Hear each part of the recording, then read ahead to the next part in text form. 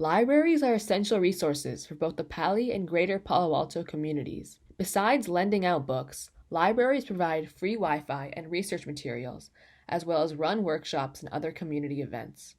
Seema Thomas, one of 3 Pali librarians, describes her job pre-COVID.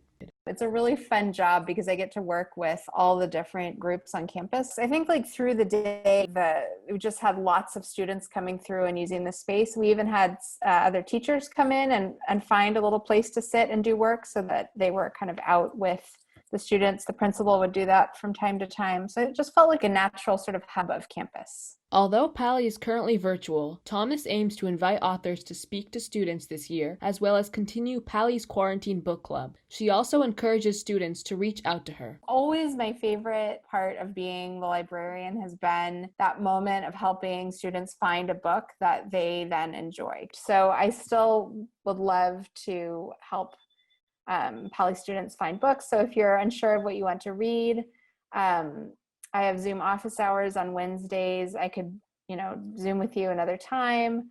Or if you just are interested in a book that we don't have, send me a message and I can get the book. The City of Palo Alto Community Center has also had to think of new ways to operate classes and events. Jasmine LeBlanc, Assistant Director of the Community Services Department, explains how COVID-19 has affected these in-person classes and events. The things that we've been doing are a variety of virtual classes and camps. The state guidance does not allow any gatherings, and for good reason. We don't think it would be safe to have crowds gathering together like they normally do with special events.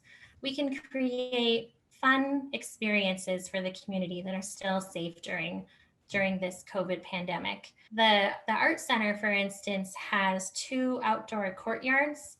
There's 8 people maximum allowed, and each person has their own table. Each person has all their own equipment and supplies, and they're sitting in tables that are pretty spread apart with their masks on, with the teacher way up front. The department is still keeping the community spirit this Halloween. The thing we're hoping to do is develop a Halloween jack-o'-lantern stroll.